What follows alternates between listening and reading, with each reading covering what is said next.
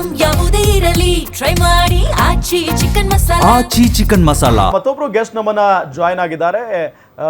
ಕ್ರೀಡಾ ಅಂಕಣಕಾರರು ಏನು Joseph ಹೂವರ್ sir ಇದ್ದಾರೆ. ಸರ್ ನಮಸ್ಕಾರ, ಕಾರ್ಯಕ್ರಮಕ್ಕೆ ಸ್ವಾಗತ ನಿಮಗೆ.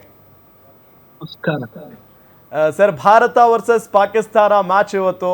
ಸಹಜವಾಗಿ ನೀವು ಹಿಂದೆ ಎಲ್ಲ ಇದ್ರ ಬಗ್ಗೆ ಬರ್ದಿರ್ತೀರಿ, ಮಾತಾಡಿರ್ತೀರಿ. ಸೊ ಇವತ್ತಿನ ಮ್ಯಾಚ್ ಬಗ್ಗೆ ಏನು ಹೇಳ್ತೀರಿ ಸರ್? ಆರಂಭದಲ್ಲಿ ಏನು ಸ್ಪೆಷಲ್ ಆಗಿ ನೋಡ್ತಾ ಇದ್ದೀರಿ? ಇದ್ರೊಳಗೆ ಏನ್ ಸ್ಪೆಷಲ್ ಇಲ್ಲ. ಅದರ್ ಮ್ಯಾಚ್ ಮುಂಚೆ ಒಂದು ಸಣ್ಣದ ಹೇಳ್ದಂಗೆ ಮುಂಚೆ ಪಾಕಿಸ್ತಾನ್ ಟೀಮ್ ಒಂದ್ ಚೆನ್ನಾಗಿತ್ತು, ಫೈಟ್ ಇರೋದು. ಈಗ ಈ ಟೀಮ್ ಅಂತೂ ಏನು ಇಲ್ವೇ ಇಲ್ಲ.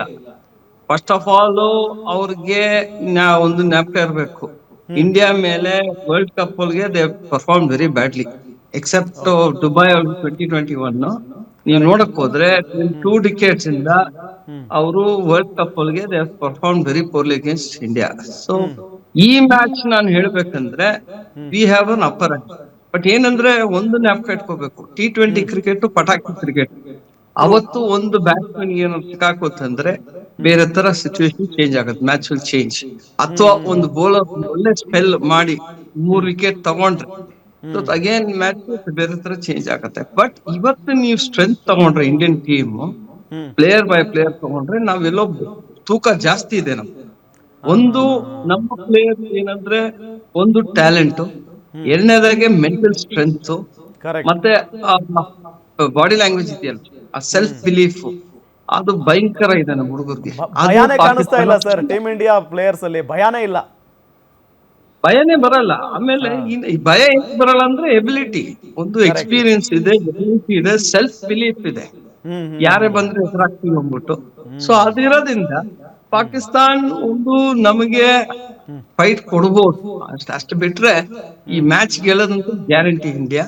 ಬಟ್ ಯಾರೋ ಎಲ್ಲ ಫ್ಯಾಕ್ಟರ್ ಮಾಡ್ತಿದ್ದಾರೆ, ಯಾರೋ ಒಬ್ರು ಉಸ್ಮಾನ್ ತಾರಿಕ್ ಬೇರೆ ತರ ಬೌಲರ್ ಅಂದ್ಬಿಟ್ಟು. ಬಟ್ ನಾವ್ ಹೇಳ್ಬೇಕಂದ್ರೆ ಮುಂಚೆ ಎಲ್ಲ ನಾವು ನೋಡ್ಕೊಂಡ್ ಬಂದಿದೀವಿ. ಪಾಲ್ ಆಡಮ್ಸ್ ಅಂತ ಬಂದ್ರು, ಇದ್ರೊಳಗೆ ಸೌತ್ ಆಫ್ರಿಕಾ ಬೌಲರ್, ತಲೆ ಮೇಲಿಂಗ್ ಬೌಲಿಂಗ್ ಮಾಡೋರು ಆಯ್ತಾ, ಅವರು ಬಂದ್ರು. ಆಮೇಲೆ ಮುತ್ತಯ್ಯ ಮುರಳೀಧರನ್ ಬಂದ್ರು, ಬೇರೆ ತರ ಬಾಲ್ ಮಾಡಕ್ಕೆ, ಏನು ಫ್ಲೋಟರ್ ಹಾಕೋದಿರ್ಲಿ, ಈ ಬಾಲ್ಗಳಿರ್ಲಿ.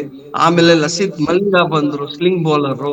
ಆಮೇಲೆ ಅಜಿಂತಾ ಬಂದ್ರು. ಈಗ ಎಷ್ಟೋ ಮೆಂಡೆಸ್ಗಳು ಬಂದ್ಬಿಟ್ಟಿದ್ದಾರೆ, ನಮ್ಮ ವರುಣ್ ಚಕ್ರವರ್ತಿ, ಎಲ್ಲಾ ಕಡೆ ಪ್ಲೇಯರ್ಸ್ ಇದ್ದಾರೆ. ಸೊ ಇವತ್ತು ನೀವು ಪ್ಲೇಯರ್ ಬಗ್ಗೆ ಅಷ್ಟೆಲ್ಲಾ ಮಾತಾಡೋಕ್ಕಿನ್ನ ನಾವು ಅರ್ಥ ಮಾಡ್ಕೊಂಡ್ರೆ ನಮ್ಮ ಟೀಮ್ ಅನಾಲಿಸ್ಟ್ ಇದ್ದಾರೆ, ಅವರು ಬ್ರೇಕ್ ಮಾಡಿರ್ತಾರ. ಅವ್ನ ಬೌಲಿಂಗ್ ಹೇಗೆ ಸ್ಟೆಪ್ ಬೈ ಸ್ಟೆಪ್ ಎಲ್ಲಿಂದ ಡೆಲಿವರ್ ಮಾಡ್ತಾನೆ, ಅವ್ನ್ದು ಏನ್ ಸ್ಟ್ರೆಂತ್, ಏನ್ ವೀಕ್ನೆಸ್ ಇದೆ, ಎಲ್ಲ ಎವ್ಯಾಲ್ಯೂಟಿ ಆಗ್ಬಿಡುತ್ತೆ. ಫಸ್ಟ್ ಮ್ಯಾಚ್ ಮಾತ್ರ ಏನೋ ಒಂಥರ ಏನೋ ಹೊಸ ತರ ಬೌಲರ್ ಕಾಣುತ್ತೆ. ಅದಾಗಿದ್ಮೇಲೆ ಎಲ್ರು ಅದ್ರ ಬಗ್ಗೆ ಅನಾಲಿಸಿಸ್ ಮಾಡಿ ಎಲ್ಲ ರೆಡಿ ಇರ್ತಾರೆ. ಎಸ್ ಸರ್, ನೀವು ಹೇಳ್ದಂಗೆ ಉಸ್ಮಾನ್ ತಾರಿಕ್ ಇದೇ ಫಸ್ಟ್ ಟೈಮ್ ಅಲ್ವಾ ಭಾರತದ ವಿರುದ್ಧ ಆಡ್ತಾ ಇರೋದು. ಸೊ ಹಂಗಾಗಿನೇ ಸ್ವಲ್ಪ ಎಲ್ರಿಗೂ ಕೂಡ ಕುತೂಹಲ ಇದೆ. ಸರ್, ಬರ್ತೀನಿ ನಿಮ್ಮ ಹತ್ರ.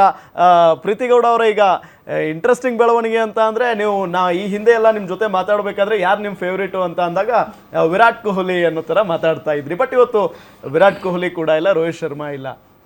ಹೇಗೆ ನೋಡ್ತೀರಿ ಈ ಟೀಮ್ನ? ಈಗ ಉಸ್ಮಾನ್ ಫೇವ್ರೇಟ್ ಅವರು. ಆ್ಯಕ್ಚುಲಿ ಅಂದರೆ ಹೌದು, ಅದೊಂದು ಬೇಸರ ಖಂಡಿತ ಇದೆ. ಯಾಕಂದರೆ ವಿರಾಟ್ ಕೊಹ್ಲಿ ಹಾಗೂ ರೋಹಿತ್ ಶರ್ಮಾನ ಡೆಫಿನೆಟ್ಲಿ ಮಿಸ್ ಮಾಡ್ಕೊಳ್ತೀವಿ. ಬಿಕಾಸ್ ಸೀನಿಯರ್ಸ್ ಇದ್ರು ಆ್ಯಂಡ್ ಪೂರ್ತಿ ಮ್ಯಾಚ್ ಡಿಪೆಂಡ್ ಆಗುವಂತಹ ಒಂದು ಪ್ಲೇಯರ್ಸ್ ಅವರಿಬ್ರು. ಸೊ ರಿಟೈರ್ಮೆಂಟ್ ತಗೊಂಡಿರೋದು ತುಂಬಾ ಬೇಸರ ಅಂತೂ ಇದೆ, ಖಂಡಿತ ಇದೆ. ಬಟ್ ಏನು ಖುಷಿಯಾದ ವಿಚಾರ ಅಂದರೆ ಎಲ್ಲ ಯಂಗ್ಸ್ಟರ್ಸ್ನ ಒಳಗೊಂಡಿದೆ ಇವಾಗ ನಮ್ಮ ಟೀಮು. ತುಂಬ ಸ್ಟ್ರಾಂಗ್ ಆಗಿದೆ, ಏನು ಕಡಿಮೆ ಇಲ್ದಂಗೆ ಆಡ್ತಿದ್ದಾರೆ. ಸೊ ಎಲ್ಲರೂ, ಹಾರ್ದಿಕ್ ಪಾಂಡ್ಯ ಅವರಿರ್ಬೋದು, ಸ್ಪಿನ್ನರ್ಸ್ 3 ಜನ ತುಂಬಾ ಚೆನ್ನಾಗಿ, ಲೈಕ್ ಟ್ರಿಪಲ್ ಸ್ಪಿನ್ನರ್ಸ್ ಅಂತಾನೆ ಹೇಳ್ಬೋದು. We have that advantage and match changing chances ಕೂಡ ಹೈ ಚಾನ್ಸಸ್ ಇದೆ. Because we have a very good 3 spinners. ಅವ್ರು 3 ಜನ ತುಂಬಾ ಚೆನ್ನಾಗಿ ಆಡ್ತಿದ್ದಾರೆ. ವರುಣ್ ಚಕ್ರವರ್ತಿ ಅವ್ರದ್ದು ಸ್ಪಿನ್ನಿಂಗ್ ನಾವು ನೋಡೇ ಇದ್ದೀವಿ, and Hardik Pandya of course. So 3 spinners, triple spinners, strong added advantage ನಮಗೆ. ಆ್ಯಂಡ್ ಬೇರೆ ಬ್ಯಾಟ್ಸ್ಮನ್ ಕೂಡ ತುಂಬ ಸ್ಟ್ರಾಂಗ್ ಆಗೇ ಇದ್ದೀವಿ. ಸೊ ಬೇಸರ ಇದೆ ಅವರಿಲ್ಲ ಸೀನಿಯರ್ ಪ್ಲೇಯರ್ಸ್ ಅಂತ. ಅದು ಬಿಟ್ಟು ನಮ್ಮ ಟೀಮ್ ತುಂಬ ಸ್ಟ್ರಾಂಗ್ ಆಗೇ ಇದೆ. So we are all set, ಗೆದ್ದೇ ಗೆಲ್ತೀವಿ ಅನ್ನೋದು ನನ್ನ ಕಾನ್ಫಿಡೆನ್ಸು ಆ್ಯಂಡ್ ನಮ್ಮ ಟೀಮ್ನ ಕಾನ್ಫಿಡೆನ್ಸ್ ಕೂಡ. ಓಕೆ ಮುಕುಂದ್ ಸರ್, ಈಗ ಎಲ್ಲರೂ ಮಾತಾಡ್ತಾ ಇರೋದು ಆಲ್ಮೋಸ್ಟ್ ಶ್ರೀಲಂಕಾದಲ್ಲೇ ಎಲ್ಲ ಪಂದ್ಯಗಳನ್ನು ಪ್ರಾಕ್ಟೀಸ್ ಕೂಡ, ಇನ್ಕ್ಲೂಡಿಂಗ್ ಪ್ರಾಕ್ಟೀಸ್ ಕೂಡ ಪಾಕಿಸ್ತಾನ ಮಾಡ್ಕೊಂಡು ಬಂದಿದೆ. ಸೊ ಅವ್ರಿಗೆ ಪ್ಲಸ್ ಆಗ್ಬಹುದಾ? ಈ ಪಿಚ್ ಹೆಂಗಿದೆ, ಪ್ರೇಮ್ದಾಸ್ ಸ್ಟೇಡಿಯಂ ಪಿಚ್ ಯಾವ ರೀತಿಯಾಗಿದೆ ನಿಮ್ಮ ಅನುಭವ? ಸೊ ಈ T20 ವರ್ಲ್ಡ್ ಕಪ್ಗೆ ಫಸ್ಟು ಇಂಡಿಯಾಗಿಂತ ಮುಂಚೆನೇ ಸೇರ್ಕೊಂಡಿದ್ದು ಪಾಕಿಸ್ತಾನ. 2ನೇ ತಾರೀಕೆ ಅವ್ರು ಆಲ್ರೆಡಿ ಶ್ರೀಲಂಕಾಕ್ಕೆ ಹೋಗಿದ್ರು. ಒಂದ್ ಕಡೆ ಪಿಚ್ಚು ಇದು ಮಾಡಿರ್ತಾರೆ. ಬಟ್ ಇಂಡಿಯನ್ಸ್ ಕೂಡ ಶ್ರೀಲಂಕಾಗೆ ಹೋಗಿ ಆಲ್ಮೋಸ್ಟ್ 1.5 ವರ್ಷ ಆಯ್ತು. ಅವರು T20 ಸೀರೀಸ್ ಅನ್ನು ಸೋತಿದ್ರು ಶ್ರೀಲಂಕಾದಲ್ಲಿ. ಬಟ್ ಇಲ್ಲಿ ನಾವು ಒಂದು ಅಡ್ವಾಂಟೇಜ್ ತಗೋಬೇಕು ಅಂದ್ರೆ, ಇಲ್ಲಿ ಕಂಪ್ಲೀಟ್ ಆಗಿ ಪ್ರೇಮ್ದಾಸ ಸ್ಟೇಡಿಯಂ ಕೆಲವೊಂದು ಫೀಚರ್ಸ್ ಅನ್ನ ಈ ಇದರಲ್ಲಿ ತೋರಿಸ್ಕೊಟ್ಬಿಟ್ಟಿದೆ. ಅಂದ್ರೆ ಏನು, ಫಸ್ಟ್ ಬ್ಯಾಟಿಂಗ್ ಆಡಿದವ್ರಿಗೆ ಎಲ್ಲ ವಿನ್ಗಳಾಗಿರೋದು, ಪ್ಲಸ್ ಸ್ಪಿನ್ನರ್ಸ್ ಅಡ್ವಾಂಟೇಜ್ ಜಾಸ್ತಿ ಆಗಿರುವಂಥದ್ದು. ಸೊ ಈ ಒಂದು 2 ಪಾಯಿಂಟ್ ಅನ್ನ ಎತ್ಕೊಂಡಿರ್ತಾರೆ, ಬೋತ್ ಟೀಮ್ಸ್ ಎತ್ಕೊಂಡಿರ್ತಾರೆ. ಮೇ ಬಿ ಅವ್ರು ಪಾಕಿಸ್ತಾನ ಅವರು ಫಸ್ಟ್ ಆ ಸ್ಟೇಡಿಯಂಗೆ ಹೋಗಿ ಪಿಚ್ಚು ಎಲ್ಲ ನೋಡಿರ್ಬೋದು. ಬಟ್ ಇದೇ T20 ಗೇಮ್ ಆಗಿರೋದ್ರಿಂದ ನೀವು ಎಷ್ಟೇ ನೋಡಿದ್ರು ಕೂಡ ಇಟ್ಸ್ ಎ 40 ಓವರ್ಸ್ ಏನು ಆಡ್ತೀರಾ, ಯಾರು ಎಷ್ಟು ಚೆನ್ನಾಗಿ ಆಡ್ತಾರೆ, ಎಲ್ಲಿ ವೀಕ್ ಲೂಪ್, 2 ಟೀಮ್ಗಳ ಲೂಪ್ ಏನಿರುತ್ತೆ ಅದ್ರ ಮೇಲೆ ರಿಸಲ್ಟ್ ಬರುತ್ತೆ.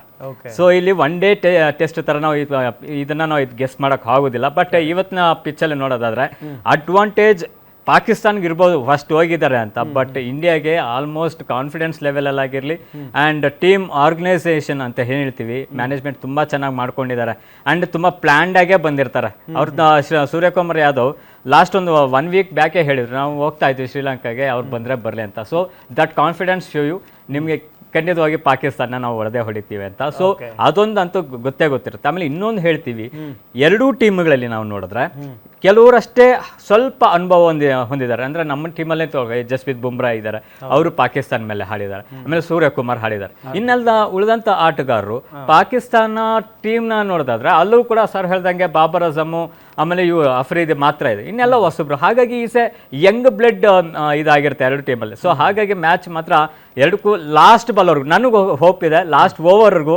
ರಿಸಲ್ಟ್ ಅನ್ನು ಎಕ್ಸ್ಪೆಕ್ಟ್ ಮಾಡೋಕೆ ಆಗೋದಿಲ್ಲ ಇವತ್ತಿದ್ರೆ. ಸೊ ರೋಚಕತೆ ಅಂತೂ ಇದ್ದೇ ಇರುತ್ತೆ ಅಂತ ನೀವು ಹೇಳ್ತೀರಿ.